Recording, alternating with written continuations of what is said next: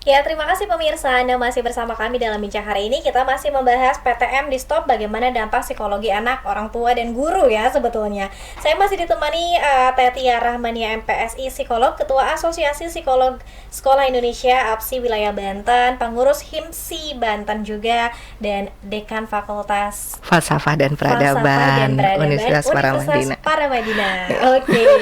Tetia, bagaimana kemudian kolaborasi yang harus diciptakan oleh anak, kemudian orang tua dan juga guru ini kan kerjasamanya kayaknya berat-berat, susah-susah tantangan juga nih ya. Gimana nih Teh? Sesuatu itu akan berat kalau kita merasa itu berat gitu.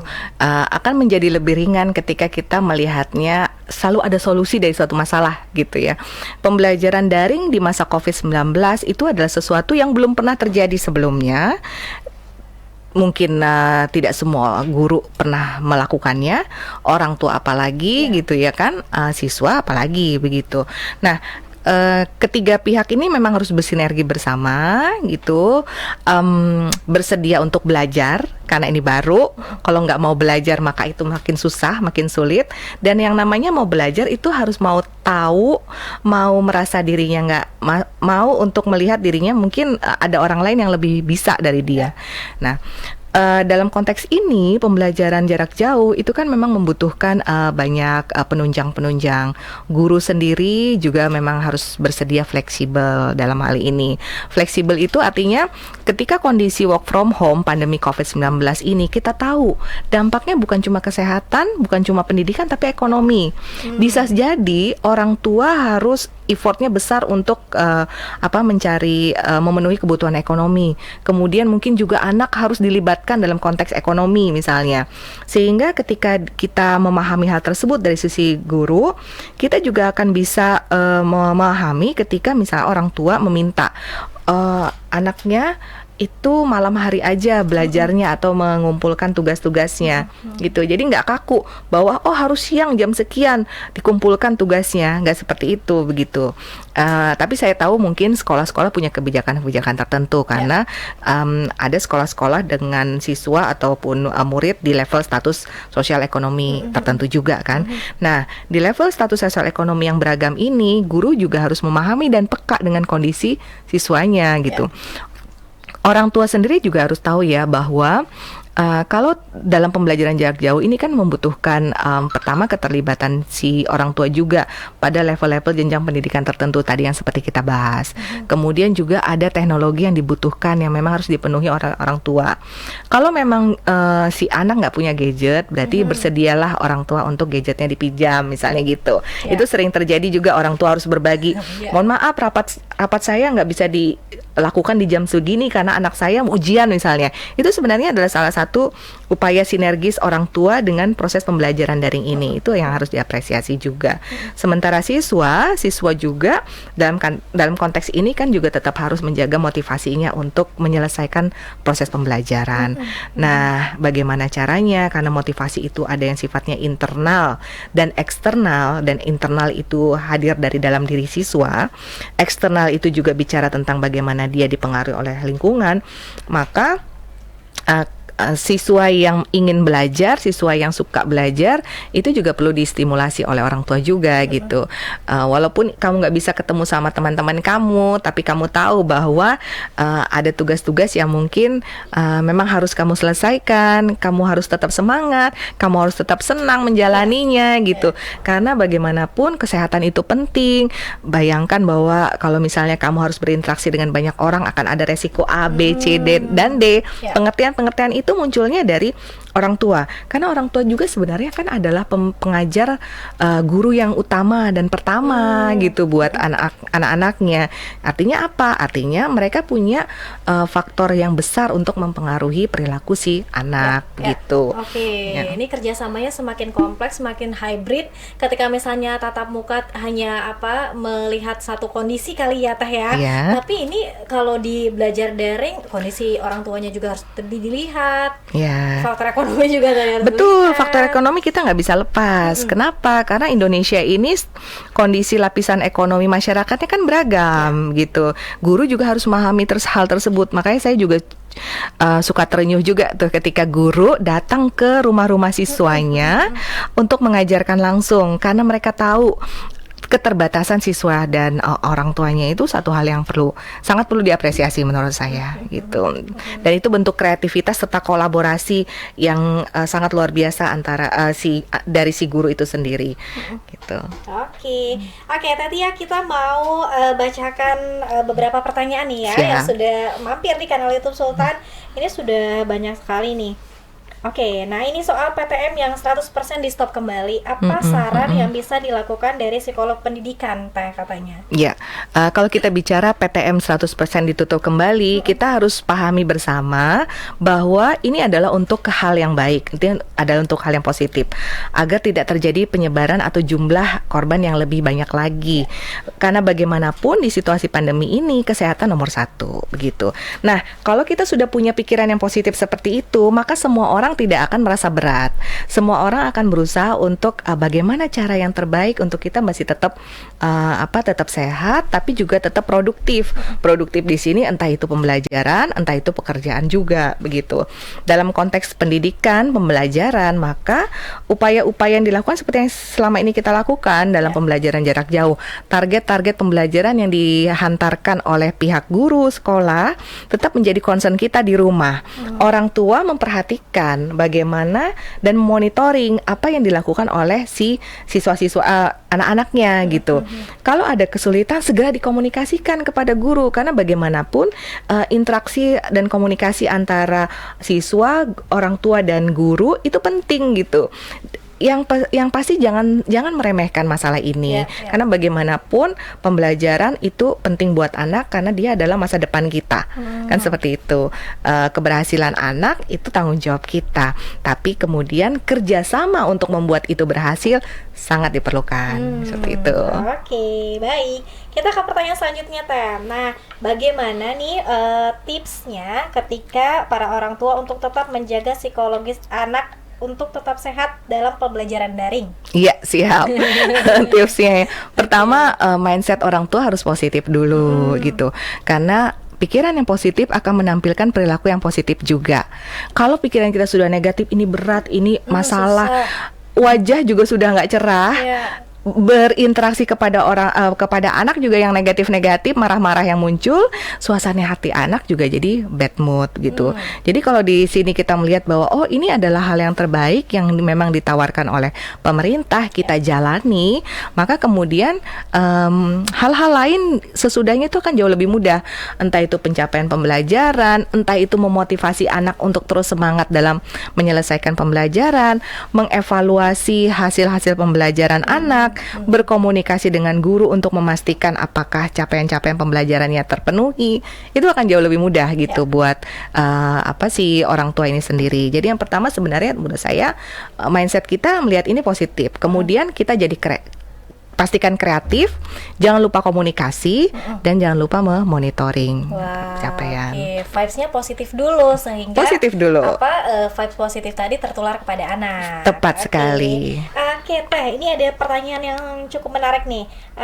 Menurut Teteh nih, kurangnya figur seorang ibu ketika misalnya belajar secara daring, ini apakah ada perbedaannya dengan anak-anak yang belajar daring ditemani ibunya dengan belajar daring yang tidak ditemani ibunya? Oke, ya ini agak susah-susah gampang, tapi realita di lapangan ya Mbak Dea, tidak semua orang tua, entah itu ibu atau bapak, punya privilege untuk mendampingi anaknya belajar secara daring. Tapi sekali lagi, lihat ini juga dengan sisi yang positif dan kreasikan ini jadi hal yang positif. Begini, kita mungkin nggak bisa hadir karena kita bekerja tidak dari rumah, tapi harus ada di kantor, di suatu tempat, sementara anak kita harus belajar sendiri. Pastikan bahwa kita memotivasinya juga nggak mesti harus langsung hadir sebenarnya gitu kan, tapi melalui feedback secara virtual, kita pakai teknologi yang ada. Kamu gimana, Dek? Dan bahasa kita bahasa yang positif, yang menyemangati, yang ceria, dan melihat ini sebagai pengalaman yang menyenangkan. Kamu the best, Dek. Kamu the best, Kak. Karena kamu bisa melakukan ini walaupun tanpa mama nih gitu. Tapi pasti tentu kita juga harus monitoring. Kalau di rumah ada, tadi saya bilang ada pengasuh atau staff atau asisten rumah tangga, bisa kita lihat bagaimana level atau tingkatan pencapaian pembelajarannya. Jangan lupa komunikasi juga kepada guru. Yang pasti itu pembelajaran jarak jauh ini kita nggak bisa lepas untuk tidak berkomunikasi dengan semua sisi support system yang ada di tengah-tengah atau di sekitar si anak kita begitu. Kalau ini tidak kita lakukan maka ini akan loss gitu. Nah makanya kemudian sinergi itu kan penting. Dan bagaimana perbedaannya menurut saya yang memang yang didampingi oleh orang tua bisa jadi bondingnya itu lebih baik. Tapi dengan catatan ketika dia mendampingi anak, interaksinya positif nggak? Kalau interaksinya negatif, yang ada anaknya dimarah-marahin terus, yang terjadi kan malah sebaliknya. Jadi semua sisi itu bisa terjadi, bisa apa saja bisa mungkin terjadi, gitu. Jadi bagi mereka orang tua yang punya privilege untuk mendampingi anaknya, pastikan situasi yang terjadi dalam pendampingan itu juga baik, positif, menyenangkan. Percayalah, emotional bonding, positive attachment itu akan terjalin, dan ini aset kita untuk membuat atau membentuk mental yang baik untuk si anak. Tapi kalau kita tidak punya kemampuan untuk bisa mendampingi anak secara langsung, jangan kemudian kecil hati. Kita bisa antisipasi, kita bisa cover dengan interaksi yang positif dalam bentuk yang lain. Feedback virtual, semangat-semangat motivasi, cerita-cerita dari jarak jauh tentang bahwa kamu adalah anak yang baik, kamu itu positif sekali karena bisa mandiri, seperti itu akan menyemangati dia juga. Oke, ibu bangga sama kamu, Nak. Great. Ini kalimat-kalimat sederhana juga sangat mempengaruhi ya, Teh? Betul. Kan karena kan lingkungan juga mempengaruhi anak ya, begitu. Oke, kita ke pertanyaan selanjutnya, Teh. Nah, pembahasan PTM ini sih sudah sangat lama. Bisa jadi daring akan selamanya meninggal kemajuan teknologi sudah mengarah ke arah sana. Betul. Bagaimana nih Indonesia ketika misalnya ada beberapa daerah yang juga belum ada sinyalnya nih, Teh? Benar. Ini menurut saya tinjauan sosial ya yang perlu kita perhatikan juga, karena Indonesia ini kan luas, negara kepulauan terbesar di dunia.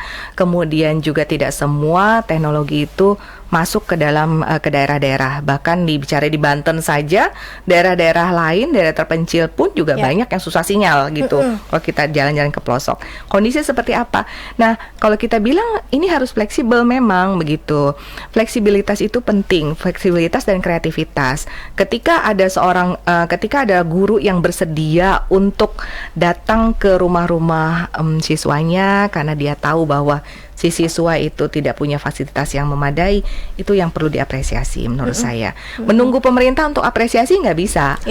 Antar masyarakat, media sosial kita kan menurut saya sudah sangat luar biasa ya. Beritakan hal-hal baik tersebut, karena hal-hal yang baik akan memotivasi masyarakat yang lain, orang-orang yang lain untuk mengapresiasi orang tersebut dan meniru orang tersebut, gitu. Jadi fakta bahwa lapisan masyarakat kita beragam, ada yang satu sosial ekonominya di bawah, ada daerah-daerah terpencil di mana wifi itu susah sekali untuk masuk, susah sinyal, itu adalah fakta yang nggak bisa ditutupi, gitu. Tapi bagaimana kita menyikapinya, bagaimana antar masyarakat saling motivasi, itu hal yang penting. Dan yang pasti pembelajaran itu bisa dilakukan secara kreatif. Jangan jangan pakai kacamata kuda harus begini gitu, enggak. Dosen, guru harus kreatif, orang tua juga bersedia untuk belajar, komunikatif juga. Siswa akan bisa termotivasi kalau lingkungannya sebegitu positifnya menurut saya. Kembali lagi pada kerjasama dan kolaborasi yang harus dilakukan terus secara intens gitu ya. Oke, Teh Tia, kita ke pertanyaan terakhir ya, Teh. Nah, ketika misalnya nih pembelajaran daring di Indonesia karena memang mengingat teknologi juga semakin pesat, menurut Teh Tia, apakah pembelajaran PTM masih harus tetap dilakukan? Nah, kalau bicara tentang pembelajaran PTM itu harus dilakukan atau tidak, tentu kita harus lihat situasi. Kalau memang situasinya memungkinkan kita bisa belajar secara langsung, kenapa kita tetap mempertahankan PTM gitu? Karena apa? Karena dalam pembelajaran ini interaksi langsung juga adalah hal yang positif. Kita belajar langsung dari model yang bisa kita sentuh, bisa kita bercakap-cakap langsung, bisa kita tiru secara langsung, itu adalah privilege yang luar biasa. Tapi kalau karena situasi kita tetap harus berada dalam konteks PTM, maka kreatiflah, positif, kreatif, dan terus berinovasi begitu dengan cara-cara yang tentu juga menyenangkan, karena akan membawa pembelajaran yang positif juga kan. Kita belajar itu bukan cuma kognitif, tapi juga emosi dan sosial gitu. Karena mengasah individu itu bukan cuma otak aja, tapi bagaimana kita bertindak, bagaimana kita menyikapi, bagaimana kita nanamin moralitas itu justru sangat tertanam itu di keluarga gitu. Jadi orang tua sebagai guru pertama itu juga punya peranan sebenarnya dalam pembelajaran ini. Dan dalam konteks ini kalau menurut saya bicara pembelajaran tatap muka langsung maupun tidak langsung, itu kita harus lihat situasi, fleksibel, dan mari kita bersama-sama melihatnya secara positif. Gitu aja.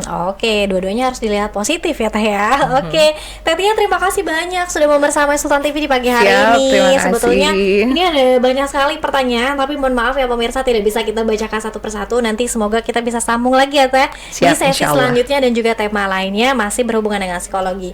Terakhir Teh, apa yang disampaikan kepada mungkin pemirsa Sultan TV dan juga orang tua nih yang masih merasa resah? Ya, kalau kita bicara pembelajaran tatap muka, jarak jauh ataupun juga langsung, PTM yang ada sekarang, kebijakan yang diambil pemerintah adalah kebijakan yang dipikir terbaik untuk masyarakat. Dalam hal ini kita sebagai orang tua melihatnya dengan cara yang positif, itu adalah hal yang penting. Kemudian juga jangan lupakan untuk bersinergi dengan unsur-unsur yang memang berperan besar dalam keberhasilan pembelajaran anak-anak kita. Sekolah, guru, bahkan mungkin support system yang lain, ya, itu adalah bentuk yang penting juga untuk kita perhatikan dalam sinergitas kita, gitu. Dan yang pasti kita pasti ini akan berlalu. Amin. Dan kita akan menjadi sosok yang lebih berkualitas ya, masyarakat yang kemudian juga jadi lebih modern, kemudian juga punya toleransi juga dan adaptable, mampu beradaptasi begitu. Wow, luar biasa. Terima kasih Teh Tia Rahmania, MPSI, psikolog, Ketua Asosiasi Psikolog Sekolah Indonesia APSI Wilayah Banten, pengurus HIMSI Banten, dan juga Dekan Fakultas Falsafah dan Peradaban Universitas Paramadina.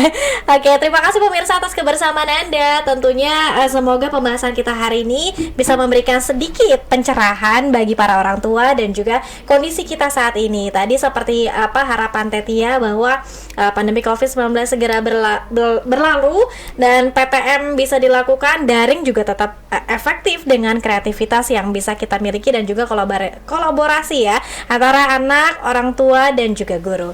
Dan pemirsa, nanti kita akan kembali lagi tentunya dalam talk show Bincang hari ini dari hari Senin sampai Jumat jam 9 pagi sampai jam 10 pagi. Akhir kata, saya Dea Lintangwi beserta seluruh kerabat kerja pamit undur diri. Terima kasih atas kebersamaan Anda. Wassalamualaikum warahmatullahi wabarakatuh. Kasih Teh Tia. Iya, sama-sama ya. Bagus banget idenya. Pertanyaannya juga bagus, bisa ngembangin gitu. Bisa ini juga langsung set.